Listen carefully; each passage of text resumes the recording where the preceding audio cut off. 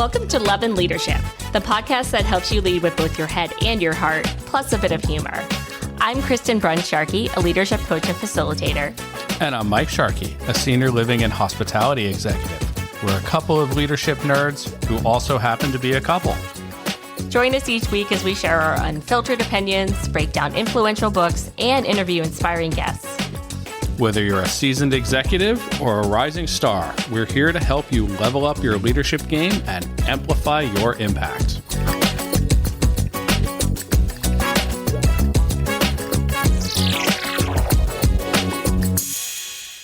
Hello and welcome back to Love and Leadership. I'm Kristen. And I'm Mike. And today we have an LBC episode. Bum, bum, bum. LBC. And is that a placeholder for? Did you take my sound out and yeah. What? I'm getting lines cut. Well, you're getting some editing, yes. Otherwise, our episodes would be much longer. Wow, I love you. Very personally, I resemble that remark. So yes, this is an LBC episode. The book we are doing is The First 90 Days, Proven Strategies for Getting Up to Speed Faster and Smarter by Michael D. Watkins. And just to start with some background, so Michael Watkins was born in Canada. He has a PhD in decision science from Harvard. He also was a professor there for a long time. He's currently a professor at IMD Business School, as well as a very successful executive coach and consultant at his firm, Genesis Advisors. He originally published this book in 2003, and then he released an updated and expanded edition of it 10 years later in 2013. It's received a lot of recognition. The Economist called it the onboarding Bible, which is high praise. And I originally read this book in 2014, so right after the second edition came out, when I was starting a new leadership role at a new company, and found it very helpful, revisited it multiple times, and then now I use it heavily in the coaching that I do, particularly for people who are either transitioning into a promotion, a new role within the same company, or starting a new job entirely. And I think it's fantastic. So I also will say, we talk about like a lot of business books have fluff in them. This is a very jam-packed book. There's also a lot of stuff that you can't really cover well in podcast form, like checklists and tables and exercises and stuff. So I also just highly recommend getting the book, either the ebook or like hard copy of it, just so that you have all of those as well. If you want to actually go through and do some of these exercises, there's just so many good resources in this book. I like this book too. I have only read it once. And I think it'll be interesting over time to see the real difference between reading things and listening to things. But I mostly listen, and I listened to this, I think, right around when I started at my hotel in San Francisco. So it was when we were dating. Yeah, because it was when we were dating. Yeah. We passed our first date spot today. We did. Yeah. The one where I showed up late. Every day you were late. But you married me anyway. I am congenitally on time. Actually, I am always early. You know, the life of a musician, and especially a percussionist, I have to move timpani, set up mallets, arrange my triangle. Like, it is a process. You cannot just waltz in there, and you can't be late to like a Houston Symphony concert or something. I always managed to with orchestra stuff. How did you do that? By leaving aggressively early. So you can make yourself be on time. If the consequences are dire. So you just assumed that I was going to accept. I mean, I was going on a lot of dates at that time, you know. This is getting worse. I feel like we had a similar conversation on our first episode. Anywho, our first date was at the San Francisco Ferry Building. And I think the first present was I bought you a lab-created ruby that was like, I don't know, 30 carats. And you were like, rubies are not sapphires. No, okay. We don't have time to get all the way into this. We have all the time in the world. Episode. We have a book episode? Yeah. Anywho, okay. So I read, but so can you now admit that rubies are sapphires? Yeah, like chemically. Yeah, chemically. But they don't look the same. It's a very small mineral difference that creates a different color hue. Anyway, okay. It's a nighttime recording session, guys. Brace yourselves. So, jumping into the book in the introduction, he starts it out by saying that the president of the U.S. gets 100 days to prove themselves. You get 90 as a new leader, he says. The actions you take during your first few months in a new leadership role will largely determine whether you succeed or fail. He interviewed 1,300 senior HR leaders as part of his research, and almost 90% agreed that transitions into new roles are the most challenging times in the professional lives of leaders. And I thought it was interesting. There was a study he co-authored, and a survey among a bunch of leaders. They had an average of 18 years of professional experience, and they had, on average, within that 18 years, experienced 13.5 major transitions, or one every 1.3 years of their career. And this includes promotions, moving between business functions or units, joining new companies, and like moving geographically as well. So I thought that was interesting. I think that's very different from how it used to be. Yeah, I mean, that was... And if you look at my resume or my LinkedIn, you'll see I've jumped around a fair amount. And some of that is changing cities. But I come from a world in restaurants too. Like most people don't stay in restaurants that long. You know, you do about a year or two as a cook, and then you've had enough of that abuse. And then you'll go like, I need to get out of here and go somewhere else when they're going to treat you just as poorly, but it's a different kind. So, I don't think it's healthy, really, that we change so much now. And I look at a lot of HR leaders, and they seem to change jobs every 2 years, and it seems to be about every 2 years. So, it struck me immediately when you gave me this book as, you have to come in and be able to amp up your impact quickly. And I guess in the military, too, like the billets for leaders, I think are generally about 2 years, which is short. It's short. Yeah. Sometimes it takes a month just to get logged into your account. No, for real. No, for real. For real. Yeah. We have Concur and we have ADP, and you've got to get your Outlook set up, and who knows where our property management's. Oh my God. So many logins just to be up to speed. There's a curve there. My current company turned out to be amazing at that. Like they sent me all of this. They're bigger. And so they knew when I was starting, and the minute I started, I got all the logins. Somebody sent, and they centralized the logins. They're like, log into this, and from this portal, you can log into everything. And they got me set up, and there was like 1 or 2 out of the 15 that I have to get into that I had to say, hey, I didn't get that. But mostly it was plug and play, but you have to be pretty organized for that to happen. Usually you're hunting around for your tools. Yeah. Which is a skill. It very dramatically varies by the company. It very dramatically varies as to how much they have it together. Change management, right? And managing yourself as you go through too many changes probably in your career is going to make you more sane and make you more impactful more quickly. Yeah.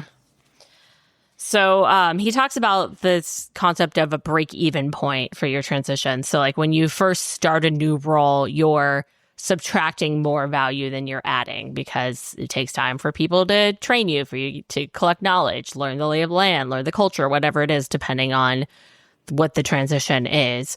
And over time, you hit a break-even point where you're adding more value than you are subtracting. He says that the goal of any transition should be to get to that break-even point as quickly as possible.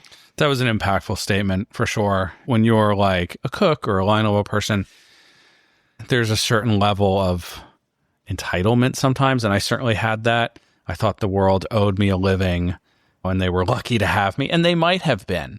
But at the same time, when you're an executive, they're paying you a lot of money, or more money anyway, hopefully, to produce a result for the business. Mm-hmm. It's easy when you're starting out or you're on the front lines to envisage corporate America as this Big Brother type situation of rich guys and especially guys running around in private jets and Lamborghini. And that's not always the case. A lot of times business owners are not taking as much money out of their business as you might perceive that they are. There's a big difference between a mega corporation and most businesses. And you're not working for Starbucks. You're working for like a little coffee shop. That owner might not be making money at all. Yeah. They might be losing money and adding money to the coffers every month to make payroll. That is more common than the reverse. So as you ascend in responsibility, you have an obligation to help your business succeed, not just show up. So getting to the point where you're worth your salary, you're bringing more in than your salary was very an impactful kind of revelation. Like, oh, they don't owe me a job. Yeah. I owe them productivity and I owe them profit, really, for my labor. Yeah. They're paying me for my labor. My labor has to produce profit for their business. Yeah. Impactful statement for sure. For sure. Yeah. I like it. And then he goes into these kind of common transition traps that leaders fall into. And these feel so true to me. The first one is sticking with what you know when your new role requires different competencies. I think this really goes back to what got you here won't get you there. Yeah. In Marshall Goldsmith, right? What got you to this role is not necessarily what you need to be successful in it. Yeah. And then falling prey to what he calls the action imperative, which is trying to put your stamp on the organization too early, like being too eager to change things and make things happen before you've actually really taken the time to get the lay of the land and map out like what is going to be the effective order of operations. Setting unrealistic expectations versus this is definitely a theme in the book, is like coming in and setting expectations in an appropriate place, because a lot of times you're brought in to do something in a timeline that is not actually achievable. So it is your responsibility as the leader to set appropriate expectations. Yeah. Which is hard. We'll get into it more. It's so hard. Attempting to do too much, in which case nothing actually gets done. Yeah. If you're not prioritizing. Coming in with what you think is the answer, the solution, before you've actually gone through like a diagnosis process. Just thinking what's going to fix the organization and making those assumptions because you may actually be completely wrong if you're not taking the listening time. Yeah. Focusing your learning on technical aspects and ignoring like the cultural and political dimensions of your role is also very common. Yeah. And like those are the ones that are really going to make or break your career as a leader.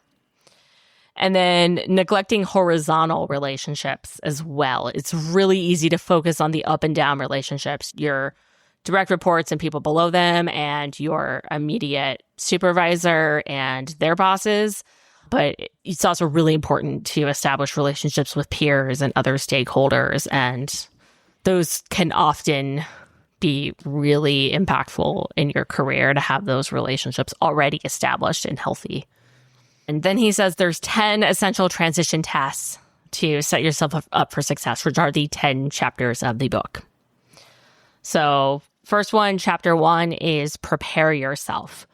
And he breaks down the two most common transitions. So one of these is promotions, and one of these is like starting a job at a new company. He kind of breaks down some of the inherent challenges with these. So when you're talking about a promotion, one is balancing breadth and depth, because every time you're promoted, your horizon is broadening to like a wider set of issues and decisions. So you can't just focus on the area you came from. You have to be thinking about the overall. Like rethinking what you delegate. This is going to look very different with like a team of 5, where you're probably delegating specific tasks, to like a team of 500, you're probably delegating like product lines or like much broader things. Influencing differently. Like he talks about like when you get promoted, your positional authority actually becomes less important for pushing agendas forward. So meaning the authority that comes from you being in that position is less important versus the influence that comes from like working with other people to move things forward. And this is because you're dealing with more complex, ambiguous issues, but especially at the higher levels, people are more capable and they also have higher, like much stronger egos to manage. So like the political part of influence is much more important. Who, not how. Yes. Yeah. I came from a world where being technically competent gets you far. And then I hit a kind of a ceiling where that wasn't always necessary. And then I started to encounter leaders that sometimes they were very technically competent, but sometimes not. I had a vice president, and I remember somebody joking one time, he was the vice president of hotels. Like their portfolio will include a range of Hyatts and Hiltons and Marriotts, and they don't know the operating systems on all of like he can't go to the Hampton Inn and check somebody in. Right. He doesn't know how to do that. I remember reading this and it was like, you don't have to do everything yourself, nor can you apparently. So you got to figure out the relationships pretty quick. Yep. Yeah. True. And then the last two challenges for promotions, communicating more formally. So like the more people you have under you, the further you are from the front lines. So you need different channels in both directions, both to get information from them and get information out to them. And then exhibiting the right presence. So really understanding like what kind of leadership presence is necessary for your new role and how you'll make it your own. And then for starting at a new company, the main challenges are the business orientation, because you're like you need to not just learn about your specific part of the business, but learn about the business as a whole and be thinking about like bigger things like financials, product strategy. Like that's what's going to really get you to rise in your career as a leader, is be thinking about the overall business orientation. Stakeholder connections, so identifying key stakeholders and building productive working relationships. I like the one where it's like, find the keeper of the secrets. Yeah. It's somebody that's been there forever and knows where all the skeletons are. The bodies are buried. Yeah, you know, I used that joke once in my current, and I can't use that in senior living. We can't. Oh no, you cannot. I used it once, and I watched and I knew I was wrong as it was. I was like, okay, not the right joke. You're like, nope, something else, different analogy. Different analogy. Rewind. But yeah, it makes sense, right? There's a janitor or someone that's been at the company for 25 years and has seen 20 people in your role. You know, he's not impressed with your new initiatives. And, you know, he'll only be impressed if you treat him very well and are kind to him. And then he'll hook you up with the secrets. Yep. Yeah. Yep. It pays to be kind and generous of spirit with people. And then expectations alignment. This is, again, you need to set expectations on what is achievable, but you need to be checking and rechecking these, and also not just understanding what your boss's expectations are, but what your stakeholders want as well.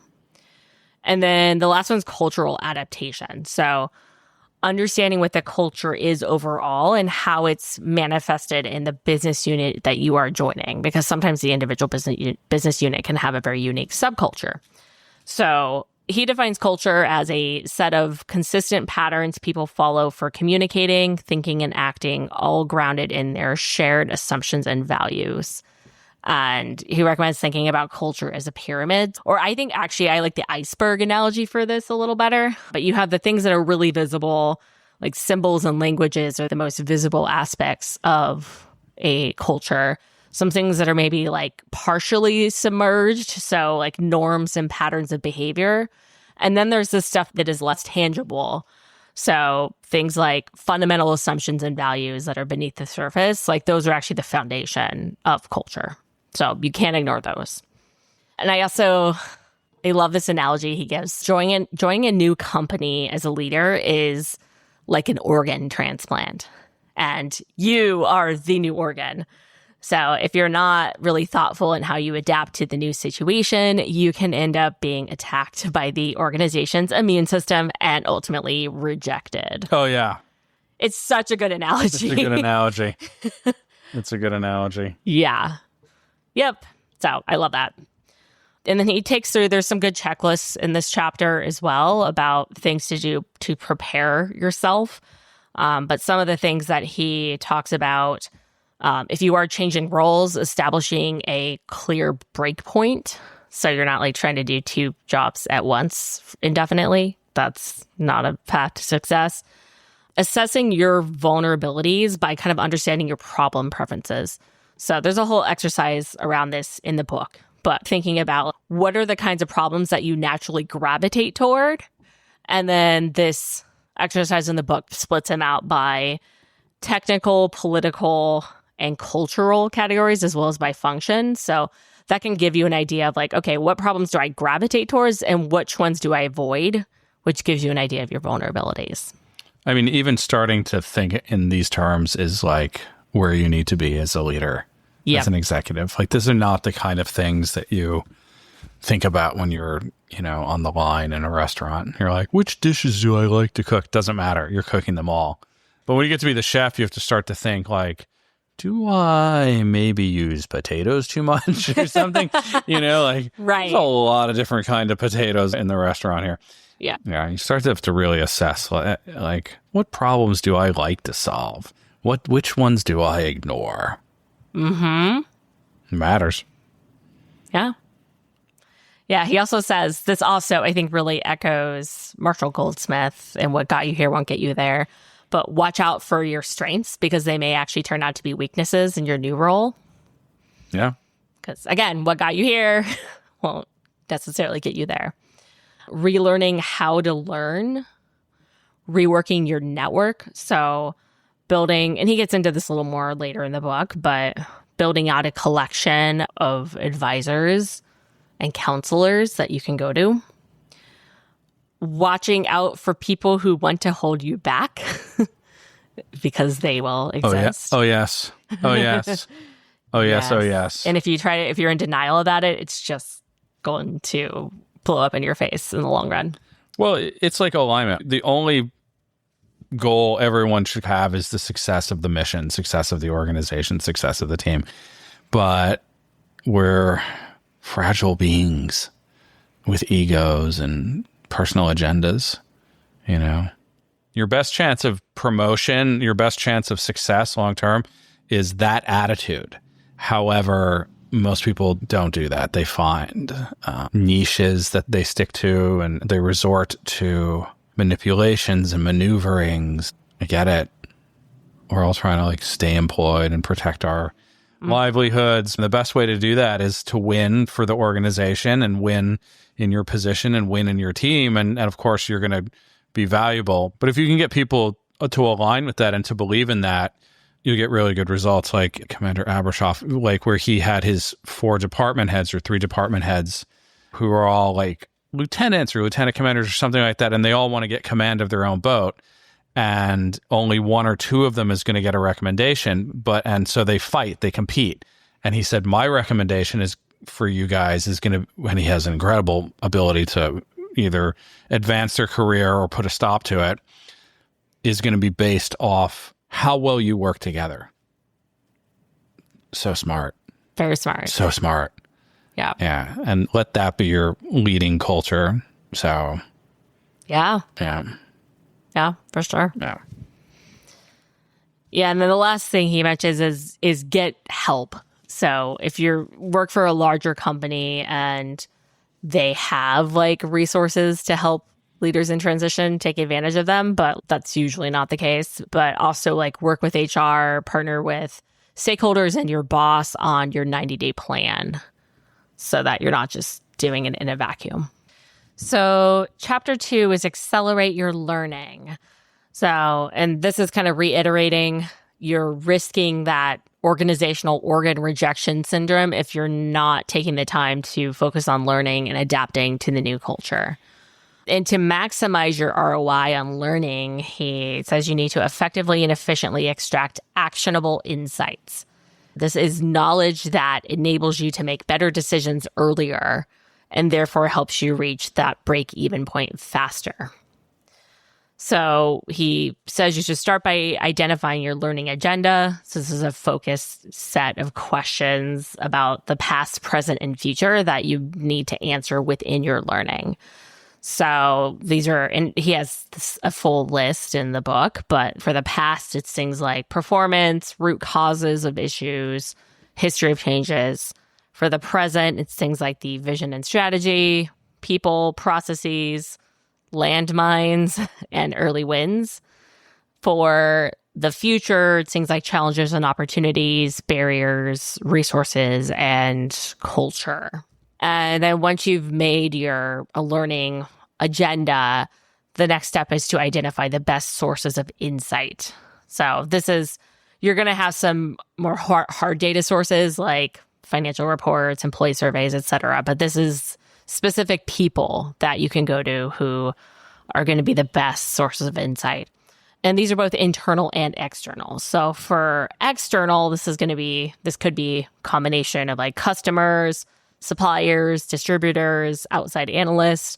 For internal, it's things like frontline R&D and operations, sales and procurement, staff, integrators, who he defines as people who coordinate cross-functional interaction, and natural historians. So this is what, Mike, you referenced, but these are like the old timers who've been in the organization for a long time and they just naturally absorb its history.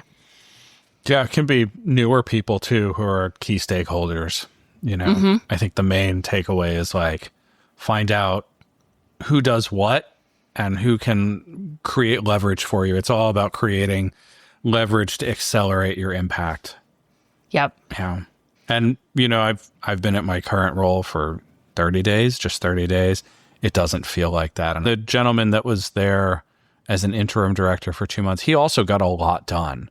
He was super familiar with the business and he was able to make an impact in 2.5 months because your learning curve is quick, Even my experience with things like HR platforms or payroll platforms, I don't know how all of them work, but I know what they do. I know there's a button for labor reporting. I just have to find where that report is. You bring some transferable skills to your role, and then you figure out what the rest of them are, the new ones. But a lot of it is transferable, something you can build on.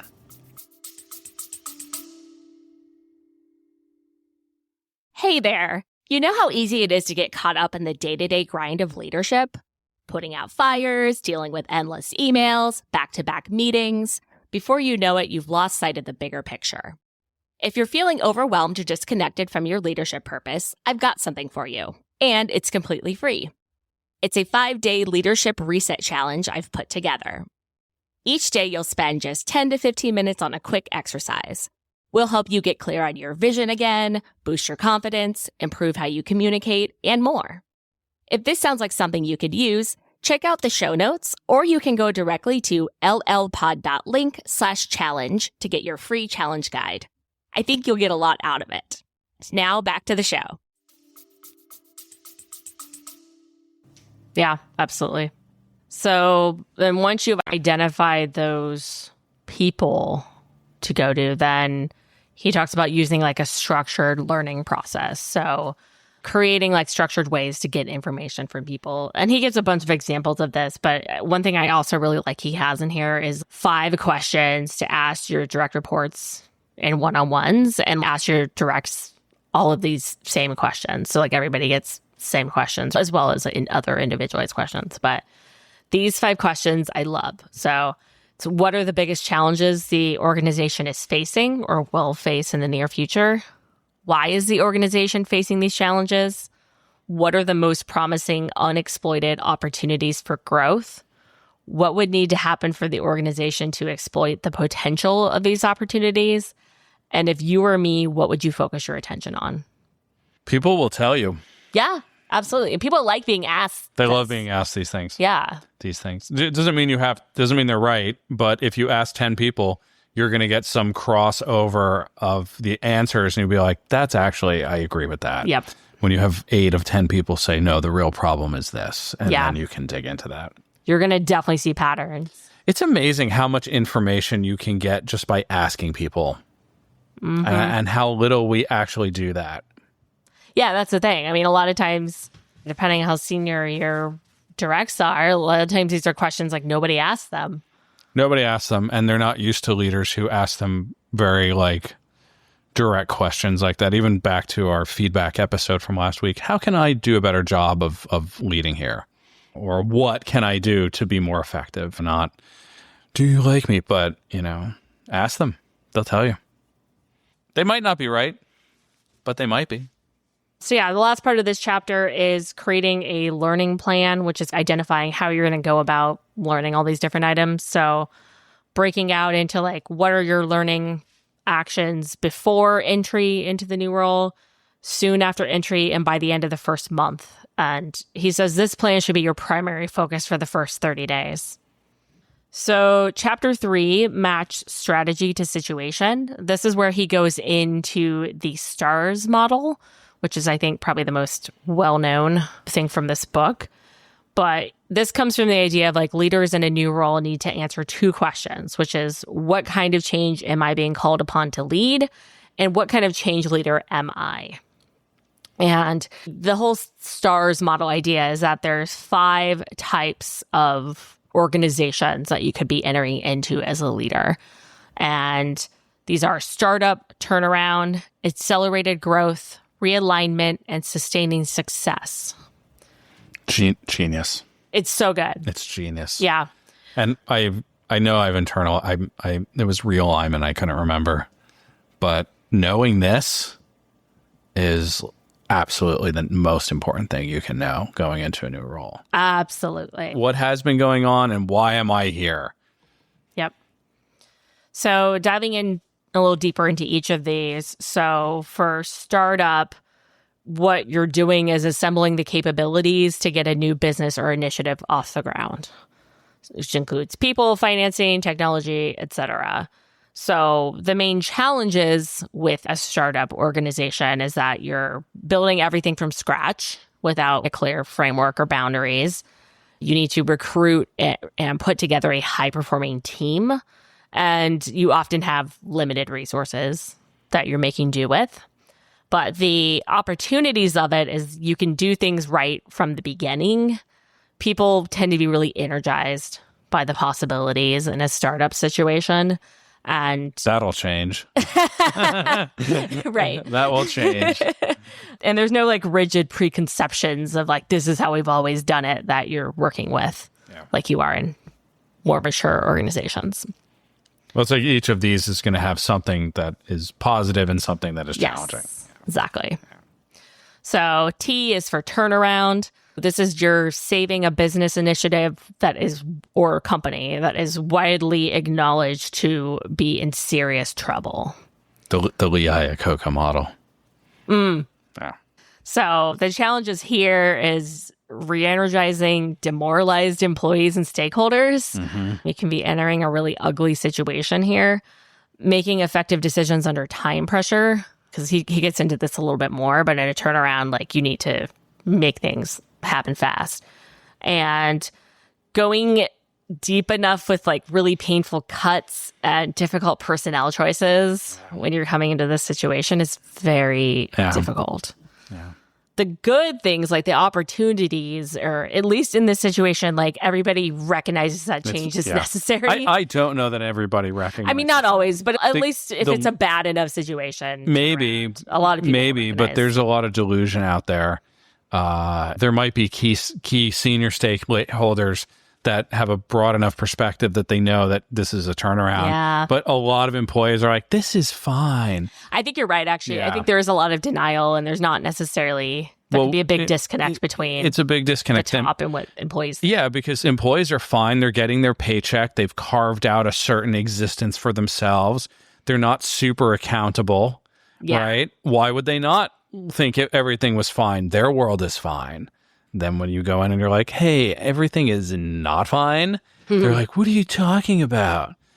Do you follow us on LinkedIn? Do you follow the company in the news? Yeah. Did you see that expose piece by, CNN last week? No, I do think you're right on that. Yeah. That is not always true. And that's part of the turnaround. My experience is the senior leadership will know, but not everybody does. And you have to be like, hey, guys, hey, folks, we actually have a big lift ahead of us. And they're like, we do? I thought it was fine. People will accept mediocrity. Yeah. And there are people who are naturally very resistant to change, depending on your all of us personality are resistant. traits. All of us are That's resistant. not true. Most of us are resistant. There are a lot of personality types who love change. I have not met those people. Oh, I have, for sure. We can talk about this later. Well, we should do an episode on big 5 personality traits and DISC profile, maybe something like that. I don't believe the DISC. Well, I believe mostly those profiles are oversimplifications and can't encompass the entire. I'm going to table this, but we should absolutely do an episode on this in the near future because it'll be an interesting conversation. I'm just curious, what percentage of the people that you've met or worked with do you think love change and embrace change and are all about change? I'm not saying it's the majority of people, but it's a certain percentage of people. Well, that's what I'm pressing you for. I do not have an exact percentage. Is it more than 20% of the people you've ever worked with? It's probably 20. But I could figure it out probably via Big 5. There's so much psychological research on it. What are the Big 5? This is a tangent, but it's... Sorry, you married me. Fine, I'll talk about it really quickly. So there's a lot of different assessments of personality traits, but this is the one that's most researched. So it's also the one I use unless a different one's requested as far as assessments go. Does this one have conscientiousness in it? Yes. Okay, so that's the only factually based model that evidence backing it up. It is not the only one, but it is one with the most research behind it, just because it's used widely. And I don't know if it's because it's used widely. I think it's been around a long time. It's open source, but yeah, it's used the most in research. It encapsulates a lot of overarching human behavior. Yeah. But yeah, the 5 personality traits are openness, conscientiousness, extroversion, agreeableness, and neuroticism. So we should do an episode on this. This will actually be interesting. I'm agreeable. Is that one of the traits? Agreeable? That is a trait, yes. I'm agreeable to that. Okay. I think those are a very telling and pertinent rubric of characteristics that will tell you how somebody's going to behave in a group setting, in a civilization, if you will. Yeah. But one of these specifically, there's specific components of it that are how amenable are people to change. So it is measurable. For sure. But anyway, back to the STARS model. Anywho. We'll table the rest of that for a future episode. Yes, let's table it. I've been in a lot of corporate meetings in my lifetime. Can you tell? Can we? Isn't it more appropriate to put it on the shelf for the moment? If we're talking about furniture, put it in the parking lot or the bike rack. That's farther away, and you got to lock it up, and somebody might steal it, especially in the city. Anyway, so around finishing the opportunities, affected constituencies in a turnaround situation will often offer significant external support, and a little success goes a long way when you're in a turnaround situation. You have to be emotionally prepared for that. Yes. So A is for accelerated growth. So accelerated growth is when, this is kind of the opposite in a lot of ways. You're managing a rapidly expanding business. So this could be a phase following a startup phase where things are going really well and it's expanding rapidly. So the challenges in this situation is putting structures and systems in place to permit scaling, because this is really all about scaling effectively, right? And often you have a lot of new employees at once, and you have to integrate them into the culture and everything else within the company. But the opportunities are the growth potential motivates people. And people are more inclined to stretch themselves in their reports when they're in this kind of situation. So you're coming into like a higher morale situation. There's a lot of fulfillment that comes from people with being a part of a rapidly growing organization. And then the R is realignment. So this is you're re-energizing a organization that was previously successful and is now facing problems. So he gets more into the differences about like turnaround versus realignment, but this isn't your like saving a business initiative that's in the toilet. This was a previously successful business, but has some challenges now. So the biggest challenges with that are convincing employees that change is necessary can be very difficult in this kind of situation because it's often less obvious than in a turnaround situation. And you have to really carefully restructure the top leadership team and refocus the organization. The positives, like opportunities, are the organization has significant pockets of strength already, and people generally want to continue to see themselves be successful once you convince them that change is necessary. And then the S is finally for sustaining success. So this is a successful organization, and you're preserving the vitality of it and taking it to the next level. And the challenges here is often you're living in the shadow of a previous leader and managing the team that they created. In many cases, you have to play good defense before you take on too many new initiatives. And finding ways to take like an already very successful business to the next level can be a challenge. The opportunities are that you probably already have a strong team in place, and people are similar with the last one. People are motivated to continue their history of success. Once they've identified themselves as successful, they want to keep it that way. And you likely have a foundation for continued success. Like you might already have a really compelling product pipeline in place. So that is the STARS model. This can also, he notes, this can be used at any level of your organization. So we tend to think of this in terms of whole companies, but you can be managing like a startup part of a larger company. You can be turning around a particular business unit. So this can be looked at different levels, and you're less likely to find like a pure example of one of these, but there could be like different elements of the role that are in different parts of this. So also thinking about like different components of your role, like in where they fall into each of these. And then he gets a little bit more into turnarounds versus realignments, because I think they're a little harder to differentiate, and how as a leader you would work differently within these. So for learning, these are like different categories of different things you would do as part of the first 90-day plan. So your learning for a turnaround needs to focus on technical learning, and you have to prepare to act really quickly. Versus a realignment is often going to be more focused on cultural and political learning, and your action's going to be much more deliberate versus just happening quickly. For the strategic intent for a turnaround is pruning non-core businesses. Versus with a realignment, it's a little more complex. You're honing and leveraging existing capabilities, and you also want to stimulate new innovation.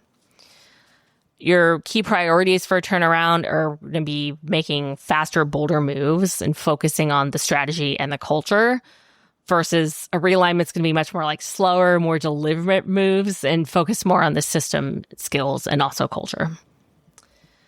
For the leadership team, usually with a turnaround, you're going to be cleaning house at the top and bringing in some external talent. Versus with realignments, like you're probably still going to make a few important changes and promote high potentials from within, but it's a little bit different. And again, like slower, more deliberate. And then early wins for a turnaround are more around shifting the organizational mindset from despair to hope versus... Yikes. Yeah, I mean, depending on how bad the turnaround situation is, right? Versus a realignment, it's shifting the mindset from denial to awareness. Mm-hmm. So again, a lot of this is getting people aware that change needs to happen. And as far as the alliances go, in a turnaround, you're going to want to gain support from your bosses and other stakeholders to invest the required resources. Versus a realignment, you're going to be building alliances sideways and down to ensure better execution. So he says it's really important to understand like what type of leader you are and whether you're fit for that particular situation. So in general, turnarounds need a more heroic style of leadership. This is people who are acting like very quickly and decisively. Mm-hmm. versus realignments need more like stewardship, servant type of leadership. So like more diplomatic, less ego-driven, more focused on building consensus. I remember when I read this and I realized I'm not a turnaround. That's not, as an analyst, as described by Mr. Voss, I wasn't driving the hotel as much as I needed to. Because and now I really, as you explain this, I really see more of a difference between realignment and turnaround. And probably I've been involved in more realignments than turnarounds. Yeah. Turnaround's really like Chrysler's about to go out of business and Lee Iacocca swoops in and saves it, you know. I don't know, think of some others. But still, I don't think it's a black or white scenario. When you do a realignment, there's a lot of flavor of turnaround in there. And having some, at least on a day-to-day basis, especially when you're in an action-oriented business like the service business, you need somebody to drive the day to go through. Then have a strategic thinker as well, who's also like working on a longer time frame and belief. You know, the Stockdale paradox, like it's really bad right now. We know it will get there, but like you have to confront the reality of where you are and with plans to move forward. And it's interesting. I see exactly when I internalized this. It's probably like March 22 or something like that. Fortunately, you were dating somebody who had great book recommendations. Lucky I was not turned off by your lateness. I didn't really care, to be honest. I don't know. You didn't seem like you cared. I didn't care. Yeah. I was like, whatever. Whatever. At least she's showing up. Somebody will date me. Oh. Okay. We're going to keep us focused. Good luck with that. I know. I'm going to challenge that. It's a challenge. It's a challenge of podcasting with certain people. I love you. So the last thing on the STARS model that I thought was really interesting is that they did a survey of which situations leaders find most challenging and which situations they prefer. So they found realignments to be most challenging, followed by sustaining success and turnaround, which totally makes sense. I think sustaining success can be very difficult to come in as a new leader. Yeah, you're a little bit superfluous in a way. Yeah, there's a lot of pressure, right? You can only mess it up at this point. Yeah. I don't know. I think one of my first general manager job, the hotel was already successful. The leaders were already in long tenured position. I just kind of came in and didn't mess it up. I think that's easier. I don't know. Yeah, I guess it depends on who you ask, right? I think it's your personality and your skill set. Right. An analyst personality is probably very good for realignment and for sustaining success because you come in and you break it down and you analyze all the factors and you develop a plan around that. Whereas like the turnaround seems to be more like personality driven. Yeah, that's like a driver. Like if you think of it. The stereotypical leader. Yeah. Coming in on the white horse, going to save the day. But you need that. If you don't do that, you're going to probably not get the support and garner the loyalty that you're going to need to fix it. Mm-hmm. And then the other question they asked was, which one do leaders prefer? And like startup was the overwhelming winner. Like nothing else was even close. I would loathe a startup. Yeah, you're not like a startup leader. I'm not really either. I'm not a startup leader.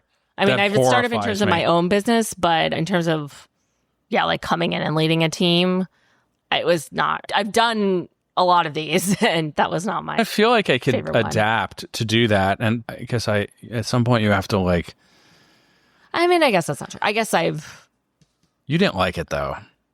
Yeah, well, I was thinking like pure startup, but I've also done starting up like a role within another organization, and I did enjoy that. So, I guess it depends, but yeah, we spent quite a bit of time on the STARS model, but I think it's a pretty core component of this book. So.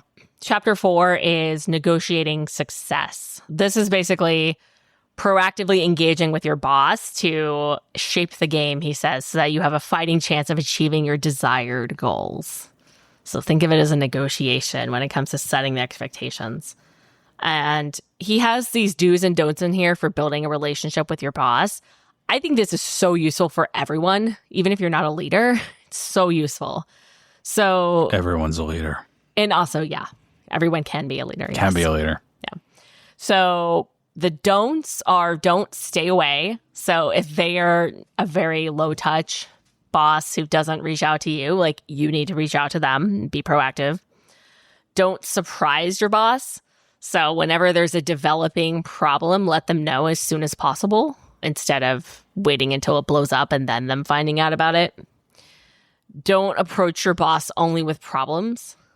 Come in with plans for how you're going to proceed, even if you don't have the full solution yet and you do want help with that. At least have some ideas. Don't just come in and be like, help me with this. Don't come with at least one or two ideas. Yeah. You'll look like not in charge. Yes. Yeah. Even if they're wrong, like just, yeah. I think there's like an idea that leaders have all the answers. That kind of, we don't. We're making it up too. We're running through a decision-making protocol every time we're faced with one of these problems. And we're doing our best to like draw on experience, best practices, creativity, just come up with some stuff, you know? And then don't run down your checklist. So this is basically don't like, use your one-on-ones with your boss to just run through your task list. Focus on the things that are most important and how they can help you. And finally, don't expect your boss to change. Don't expect anyone to change. But when people report into you, you have a little bit more influence. Yeah, there. You can ask them to modify. With your boss, like it is your responsibility to adapt to their style and their approach. Yes, it is. Yeah, it's going to be hard for people to realize. It's definitely a lesson I had to learn. But so for the do's on these lists, clarify expectations early and often. So he says, begin managing expectations before you even accept the role.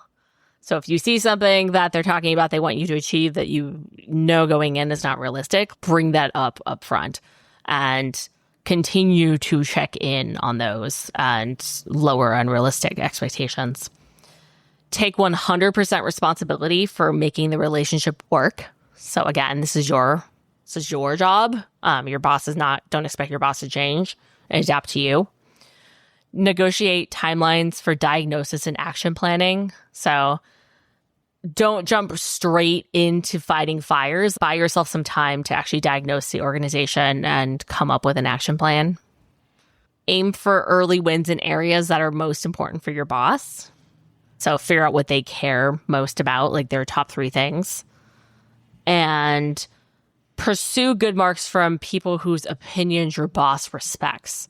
So like figure out like who are their like most trusted people and make sure that you build a good relationship with them. Because your boss's opinion, especially if they're really busy, have a lot of reports, like their opinion of you is going to be only partially based on their actual interactions with you. It's going to also be based on what they hear about you from people they trust.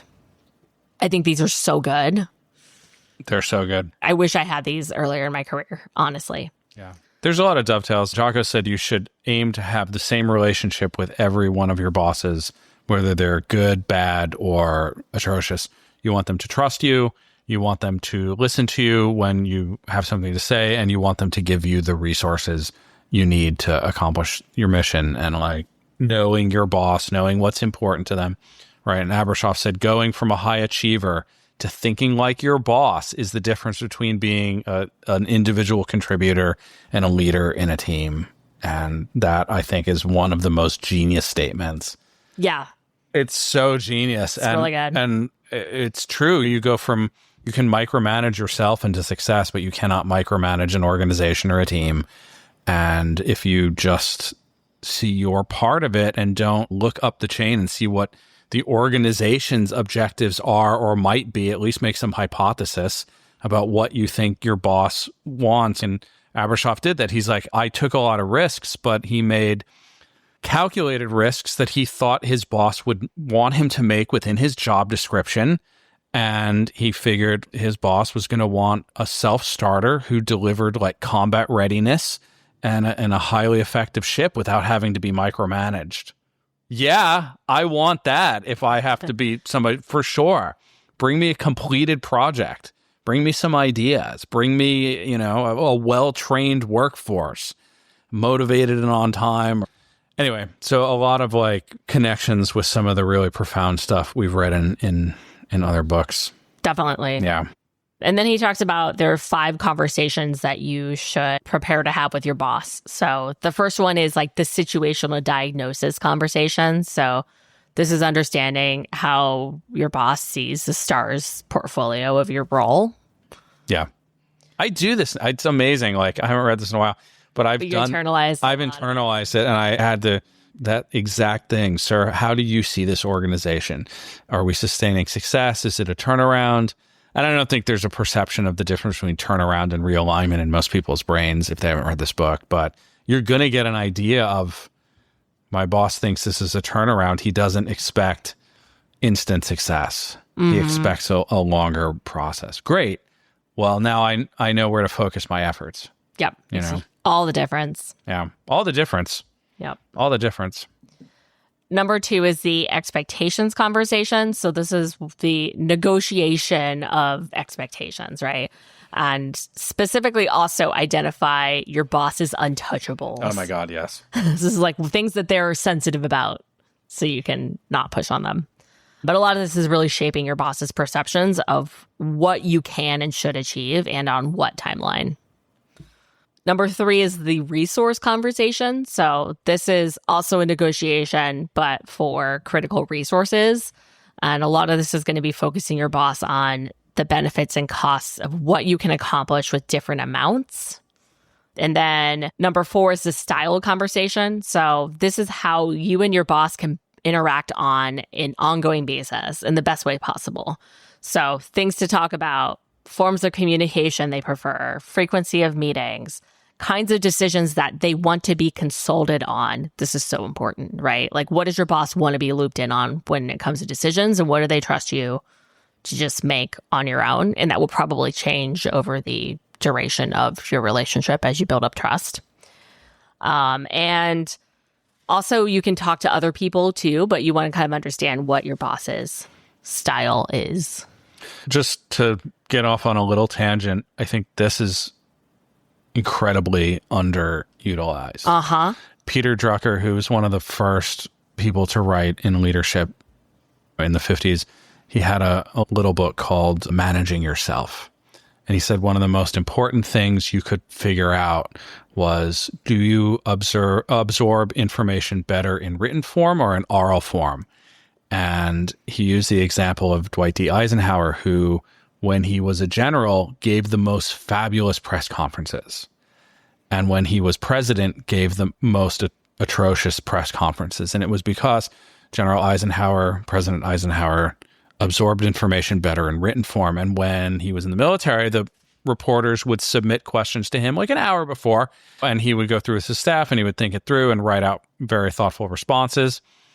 And when he was president, he wanted to do it the way everybody else had done it and just go to the press conference and answer questions. And he did not do that well. So if you can find out whether your boss prefers things in writing or things in person, you are going to get a massive... Yeah, it's so important. It's so important. I have like worksheets I take clients through when they're going through a transition or have a new boss and something, like just all the different things you should understand about your boss. And yeah, it's so impactful and really affects your relationship positively.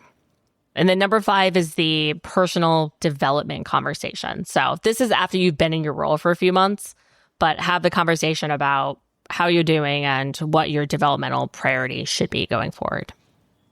So I love these. Chapter 5 is secure early wins.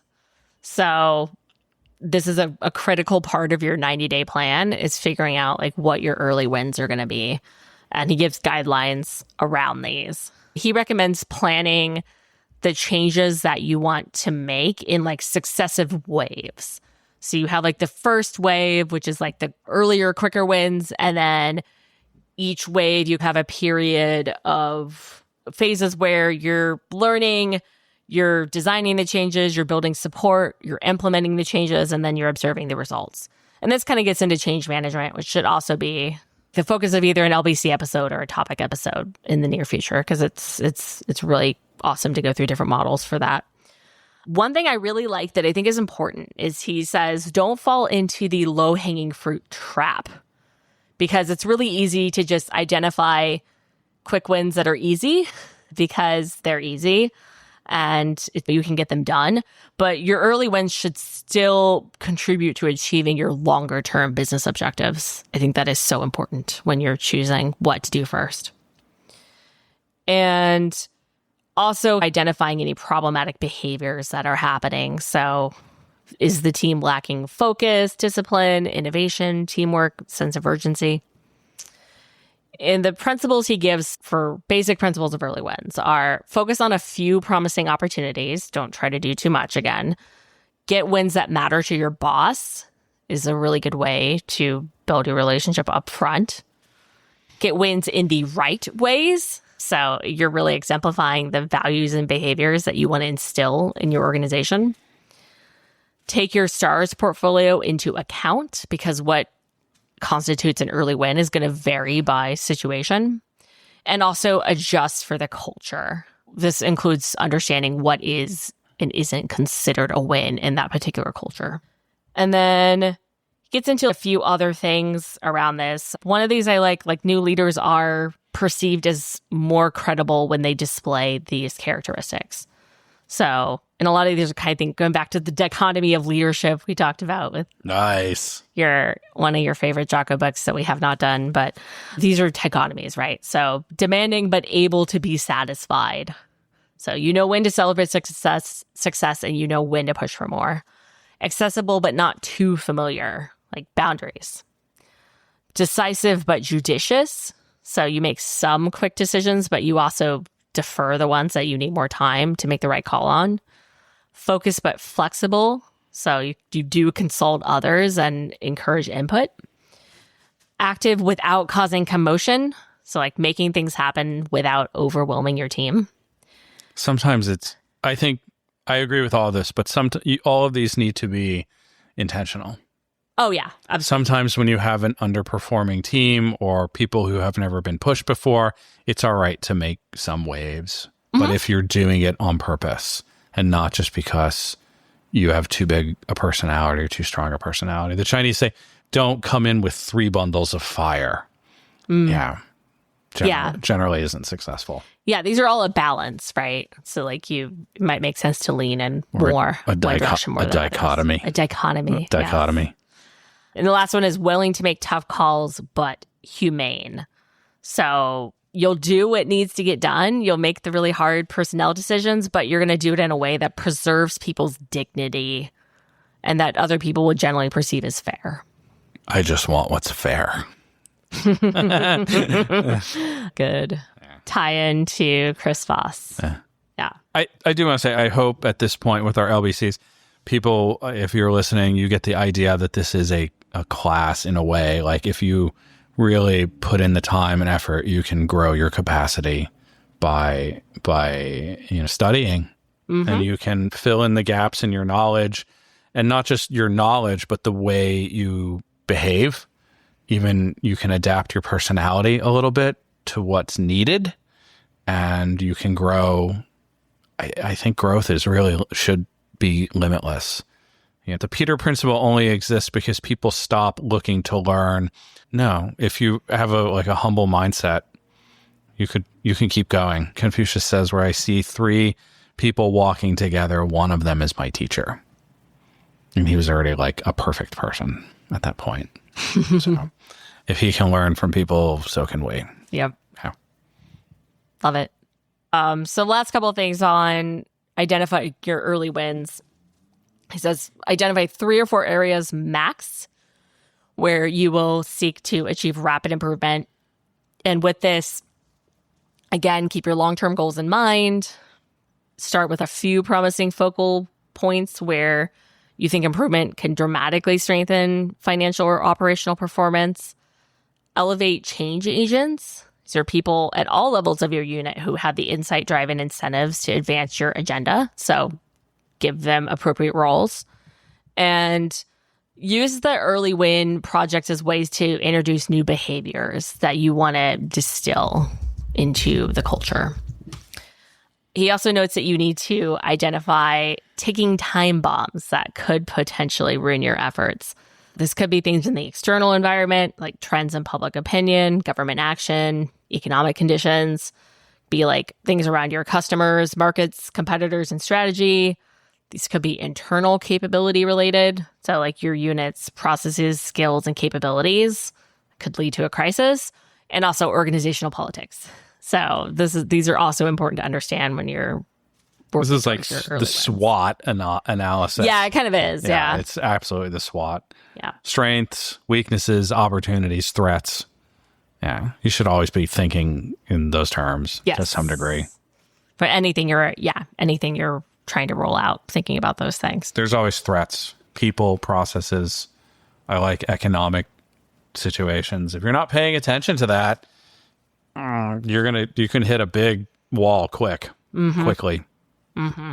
So chapter 6 is achieve alignment. This is basically talking about like the higher you climb in an organization, the more you take on a role of an organizational architect. So you're like creating and aligning the key elements of the organizational system.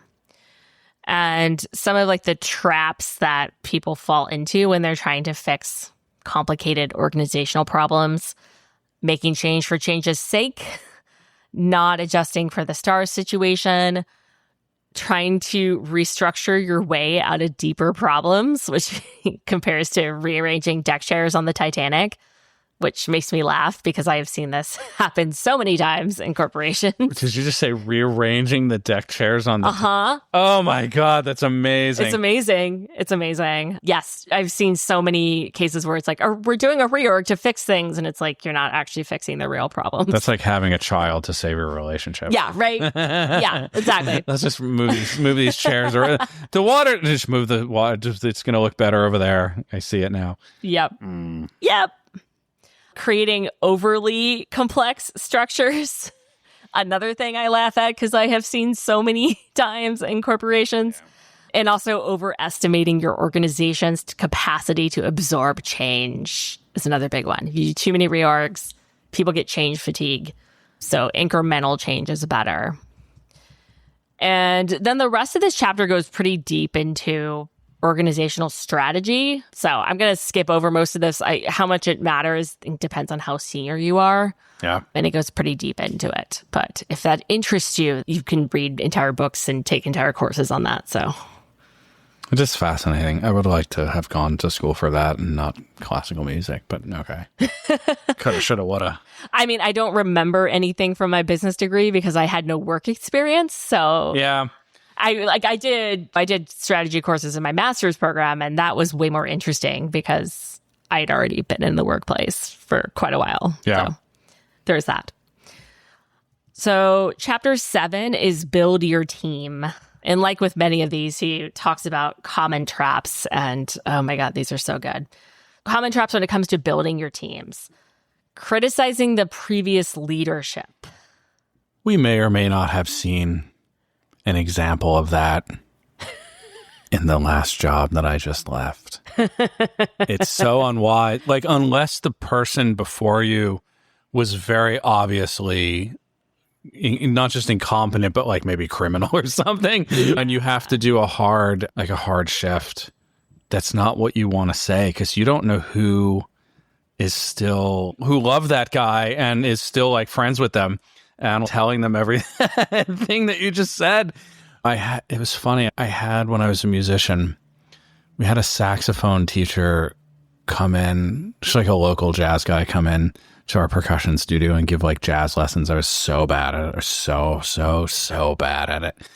But he talked about feeling the vibe and like listening to the music that was being played before you and like how you joined that music.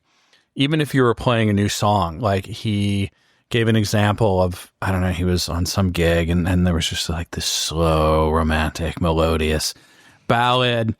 And then, it was just languid and heartfelt and then the minute the song stopped, this young saxophonist just ripped out into some like super fast. And he was like, you can't do that.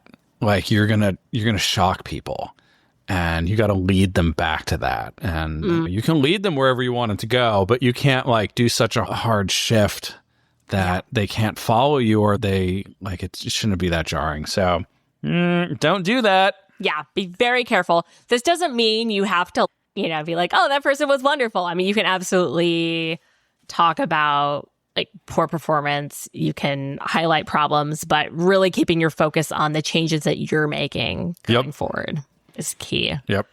No one's fooled by your insecurity of having to like make that comparison. Yeah. Yep.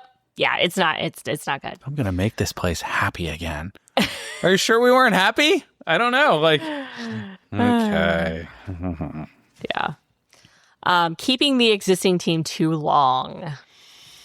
Because usually unless it's a startup, you're usually inheriting a team and you need to mold them into what you need to achieve your priorities. Some leaders will make changes too quickly, but it's probably more common for people to keep the team longer than is wise when there are people who are just not working out. So like establishing clear deadlines as part of your plan for making personnel decisions is important. And you don't want to sticking to them. You don't want to shoot yourself in the foot and make too many changes too quickly. Yeah. It's like timing is everything.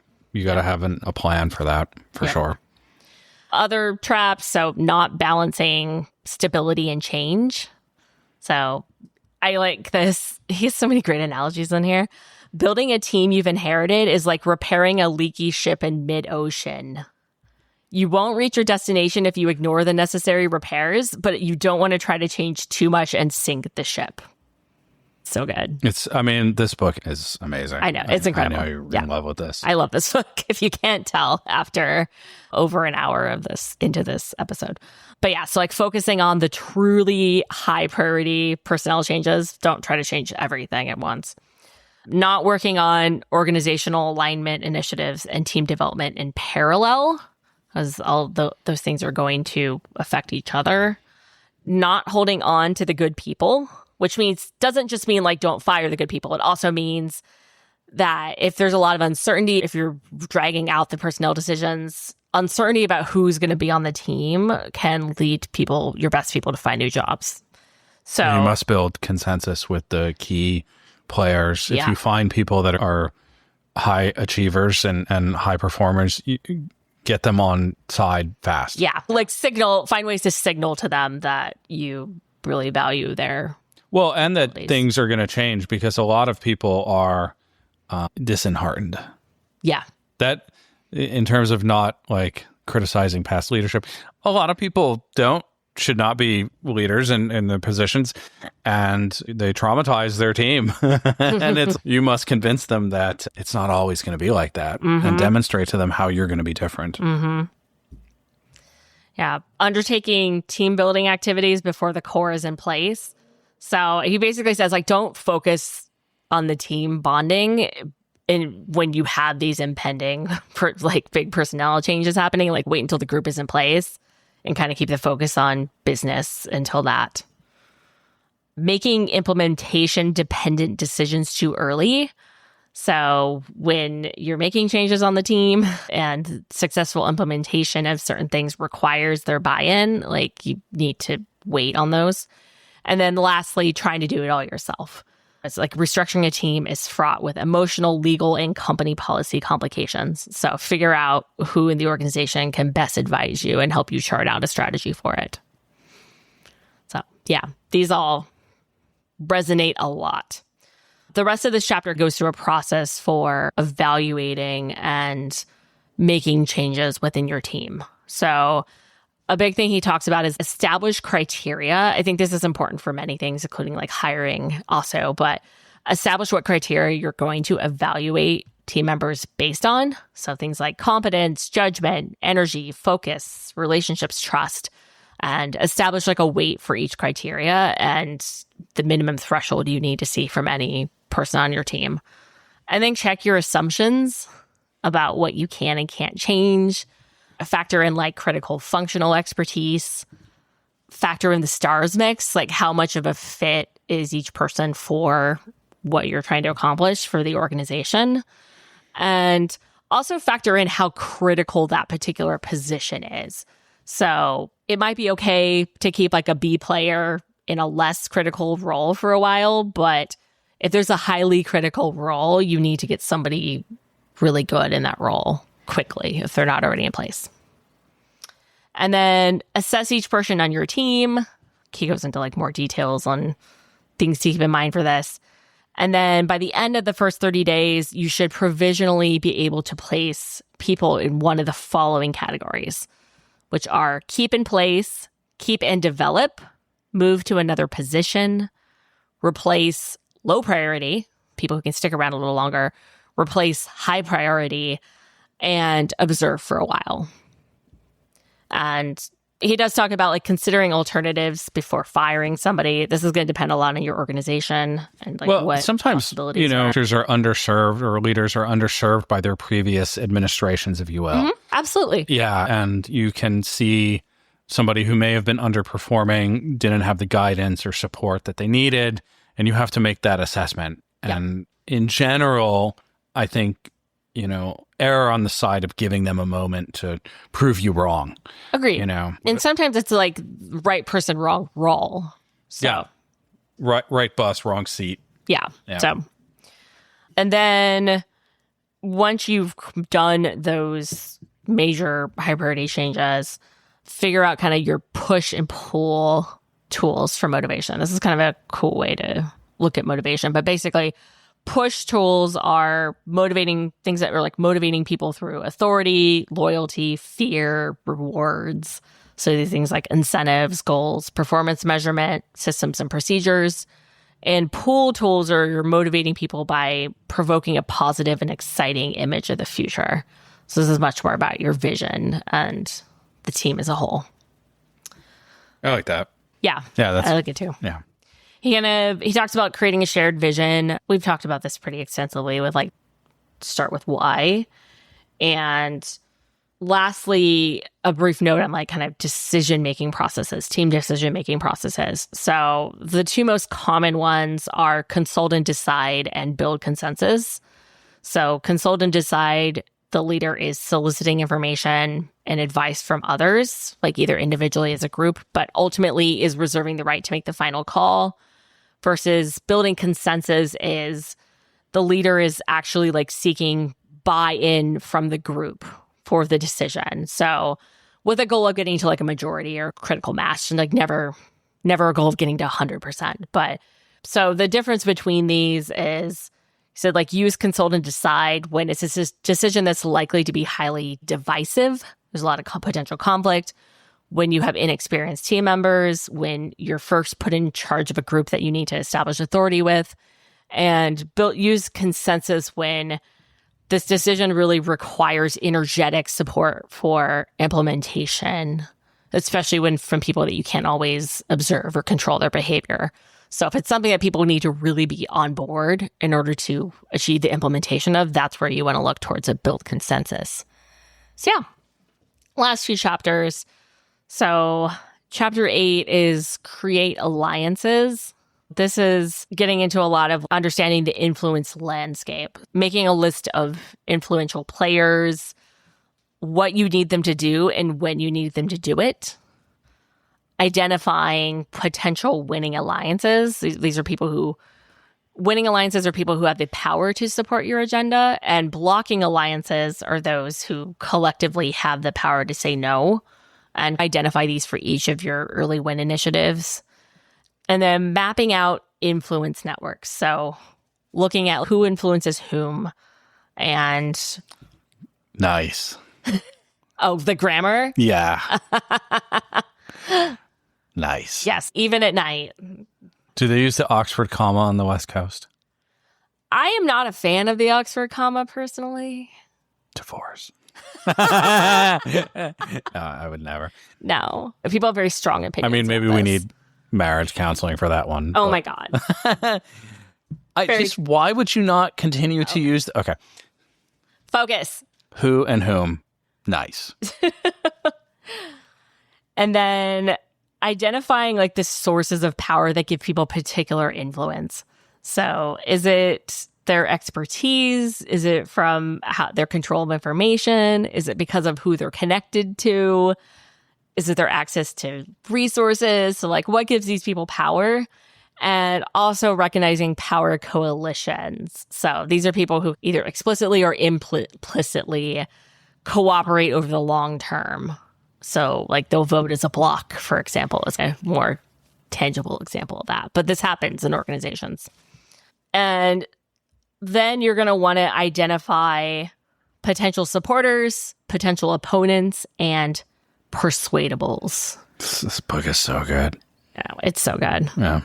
Yeah. So, I mean, this is not just the first 90 days. This is a roadmap to continued success. it is. Absolutely. Yeah, for sure it is. And that's kind of like his whole thesis, right? Is like the first 90 days is what's going to drive your success. Just with the amount of change we go through nowadays, like you have to accelerate. You don't have 2 years to make an impact. You have 2 months. Yeah. And if you haven't done it after 90 days, you're probably not going to be honest. Yeah. True. Yeah. You might not have fixed everything, but your presence should be felt. Yeah, absolutely. So Can we analyze the current political structure and see maybe when they're doing some things that are not in this book or contraindicated by this book? I don't know. Strong change, necessary sometimes. Okay. Anyway, that's a very not a political podcast. Pandora's box. Yeah, there. Where's the Kermit meme? He's sipping tea. That's none of my business. Yeah, I mean, I have mixed feelings about this because there's a lot to say right now, but also there are a lot of podcasts who talk about politics, and I also respect that, like, when you're listening to a leadership podcast, you don't necessarily want to think about current world realities. Sure, but I'm sorry. Lao Tzu spent the entire second part of the Tao Te Ching talking about good governance. Confucius spent his entire life trying to get into government, and he kept saying, if somebody would give me control of the government, I could achieve harmony in the country in like under 3 years. Maybe he said 3 months. I don't know. And he absolutely could have. In China in ancient times, in order to get into government, you had to pass rigorous exams, not just to test your capabilities, but to test your virtue. If it was even rumored that you were impolite to your mother, you would not get that government job. Nowadays, it is something else. Yeah. But we, as a people, I will tangent a little for this. We must demand that the people that represent us have the highest moral virtues and characteristics. We must ask them to strive for better as people and, care for the people that they're entrusted with serving and not serve their own interests. And if you're not doing that, you don't belong in government or really any leadership position. Yeah. Any leadership position. I agree. That is what we should be striving for. Yeah. You as not the current reality. Well, it's not just that in corporations and like you as the leader, your main purpose is the success of the organization and the success of your people. That's your role. And if you're looking to just enrich yourself, go be like an options trader or something. You're being given the trust of an organization and the trust of the people that you lead. You have to do right by them. That's a heavy burden. And if you don't actually feel that, you should not be a leader. Yeah. Agreed. Yeah. Agreed. So it's not just politics, it's any position of response. Positions of do you want the position for the authority and the power? You should not want it because those positions come with such responsibility that it should make you shake a little bit. Yeah. You're trusted to be a leader because you have hopefully the virtue and capabilities to lead an organization to success and make choices that are in the best interests of the organization and of the most people that you possibly can. It should be hard for you to make the difficult decisions. Mm-hmm. And if it's not, you shouldn't be in charge. Give it back. You don't deserve it. I do. Yeah. Yeah.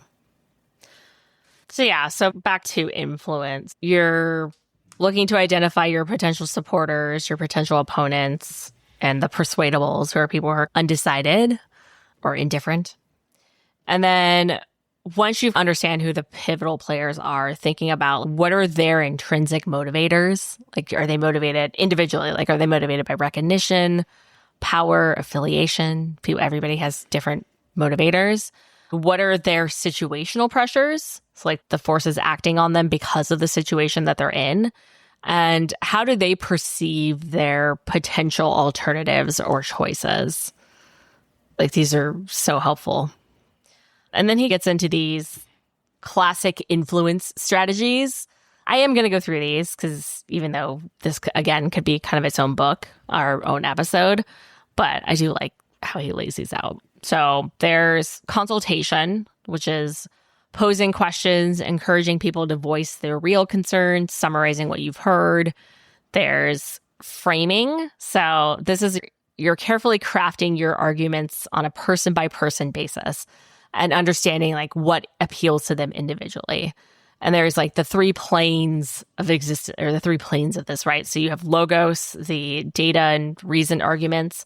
So what data, logic do they find persuasive? Ethos, like the principles, policies, and other rules. So like, are there particular principles or policies that they could be convinced to apply to this situation? And then pathos, emotions and meaning. So do they have emotional triggers that you can appeal to? Like, how can you create a sense of meaning for them? Well, that's from Mr. Voss's book, right? Know their religion. Yeah, definitely relates. Yep. Choice shaping. So influencing how people perceive their alternatives and making it really hard for them to say no. Social influence. So this is using the impact of the opinions of others and general like rules of society. And a lot of these also, I think we'll do influence. I mentioned Influence by Robert Cialdini a lot. It's so good for this stuff. I need to read that. It's good. It's meaty, but it's really good. I like meaty. As long as there's, I don't know. It'll definitely be a two-parter if we do an LBC on it. Yeah. There's a lot. I don't know. If you're, Daniel Kahneman's Thinking Fast and Slow could have been about half the size. Yeah, we're going to do that one soon too. But just do the first half. And then incrementalism. So like moving people in your desired direction step by step. Good word. If you can't get them in a single leap. Great leap. Sequencing. So being really strategic about the order in which you try to influence people so that you're building momentum. So again, you're recognizing who influences whom, right? And then action forcing. Nice. Oh my God. And then action forcing events. So this is things like using things like deadlines, forcing decisions based on a particular timeline or particular like commitments and needs. So just get people to make a decision. So yeah, there's so much in that chapter. It's so good. Chapter 9 is manage yourself. And we've talked about different versions of this, but there's a few things in this I think are really worth talking about. So watching out for certain behaviors in yourself, undefended boundaries. So if you fail to establish solid boundaries about what you're willing and not willing to do, the people around you will take whatever you have to give. We talked about this a lot in like boundaries for leaders, but look out for those. Look out for brittleness, which is where like uncertainty over an extended period of time can make leaders more rigid and defensive, which often can lead you to overcommitting to a course that is failing. So watch out for that. Isolation, like you need to be connected to people who are making things happen and to like the flow of information that's happening within the organization. And work avoidance, which is basically putting off making tough decisions, which is very easy to do. Very easy to do.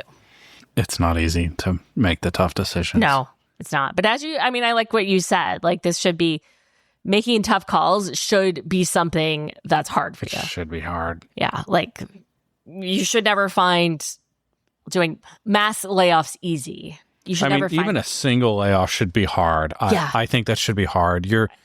Even if you think like this is probably the best thing for this person, it should not be easy to like rock somebody's boat like that. Yep. Yeah. Yeah. If it is, it's time to question yourself. Sorry, you're in the wrong job. Yep. He calls out the Yerkes-Dodson curve. So this is This is the curve that shows you like stress will increase performance until you hit a peak, and then it will decrease performance until you hit burnout. So watching out for that, your own personal curve when it comes to stress and how it's affecting your performance. And then he kind of summarizes this with like 3 pillars of self-management. So the first pillar is adopting 90-day strategies. This is basically what the whole book is about. Number 2 is developing personal disciplines. So these are like the regular routines that you're enforcing on yourself. He says ruthlessly. So planning time daily to evaluate, reflect, and make adjustments. Devoting time each day to the most important work that needs to be done. So like not letting, with the Eisenhower matrix, not letting urgent crowd important. Judiciously defer commitment when people ask you to do things. So like you don't always need to commit to things in the moment, and be careful about what you commit to. Going to the balcony, which is when you know you're too caught up in like the emotional escalation of a situation, like take the time out to stand back and really take stock. What a genius. Yeah. Is that an analogy? I guess, yeah. I want to say picture with word picture. Yeah. What is that? I don't know that he created that. I don't remember, but it's great. And then checking in with yourself regularly and recognize when to quit working at a particular moment, like when you're at the point of diminishing returns. Oh, this is such good stuff. I know it's so hard to go into new roles. You can just work 24 hours a day. As you are experiencing right now. It's hard. It's very hard. Yeah. You have to manage yourself. You have to treat yourself as a resource and push yourself and stretch yourself. And I saw the comment in here about stress being good and accelerating success until you reach the point of breaking. Mm-hmm. And it's true. If you have no stress ever, you will not grow, you will not change, you will not adapt. Adaptation is absolutely essential for your own survival and the species survival, right? If you go to the gym and you put no weight on the bar, you will not get stronger. If you put too much weight on the bar, you will stop and slow your progress because you can't do it, and you will hurt yourself. And now you're out of commission for weeks, if not months. Yeah. So check the ego, my friends. I will try to check my own. It's not easy. It's not. No, none of this is easy. For sure. Yeah. So the third pillar is all about building your support systems. So this starts with, as he puts it, asserting control locally. So this is everything from like get your new office set up, don't put that off because there's too many things to jump into. Develop your routines and stick with them, things like that. Stabilize the home front, which is like your partner, family, whatever, whoever is like your primary support outside of work.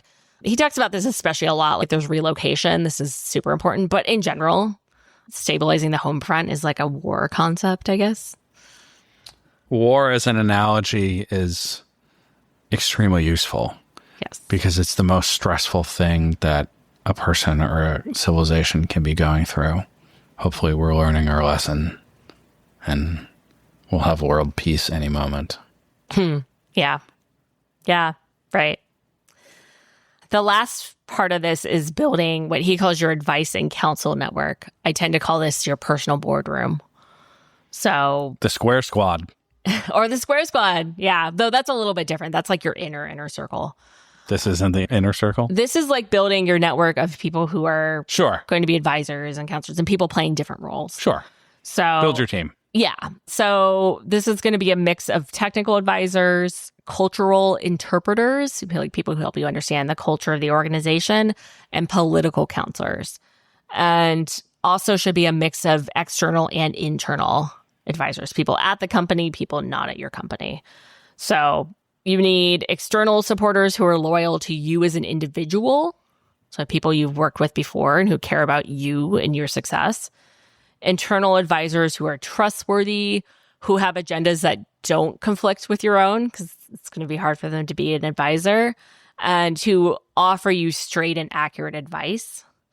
And then finding representatives of key constituencies, like different stakeholder areas that can help you understand their perspectives. So this is if you having a customer that you trust that you can go to get their perspective on, things like that. And yeah, I think this is great advice. I think we can do another episode. This is something I coach on a lot as well, which is like building your network and your social capital. So we can talk more about that in the future. And yeah, chapter 10 is accelerate everyone. This chapter is focused more on like how organizations can support their leaders in transition and implement organizational change. So I didn't really go into this much because this is more impacting if you're like somebody who's in a very senior HR leadership role for a company. This might have more impact on you, but I think for the majority of our listeners, it probably won't. So now we've made it to the end. Boom, boom, boom. So not the right sound effect. Yeah. No. So Mike, what did not resonate with you from this book? Well, I'm going to steal yours. I kind of agree with you.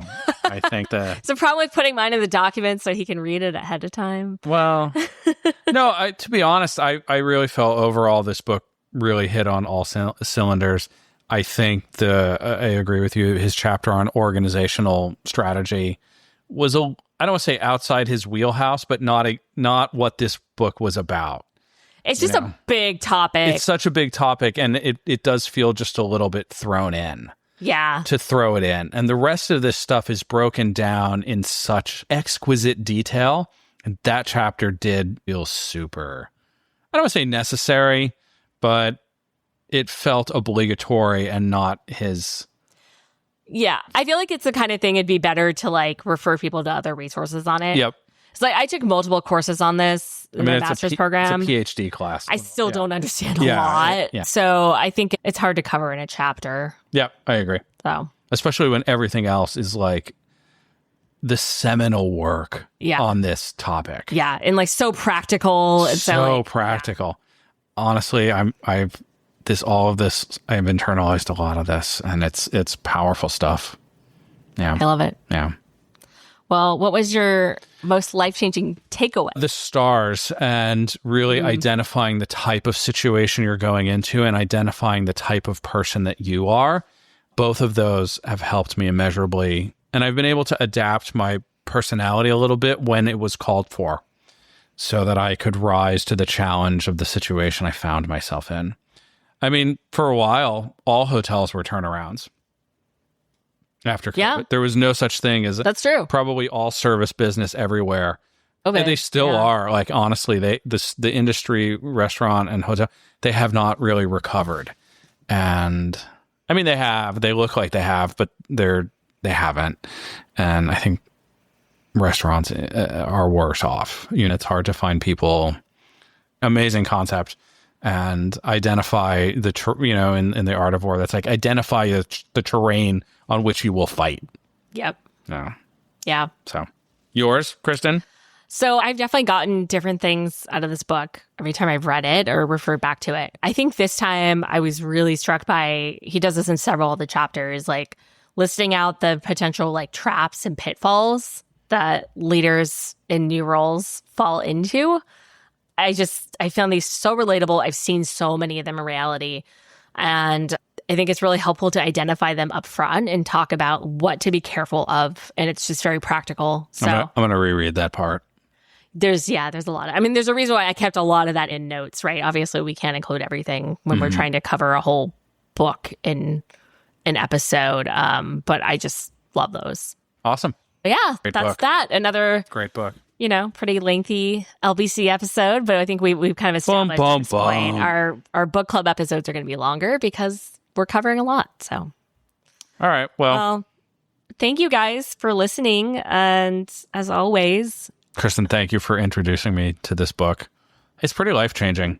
This has got to be top 10 of all the books you can possibly read. Oh yeah, it's one of the 4 or 5 books I keep on the shelf behind me because I'm referencing them all the time and pull them out in coaching sessions and recommend them. So it's definitely up there for me, for sure. I think you have to reach a certain level in your career for this to really...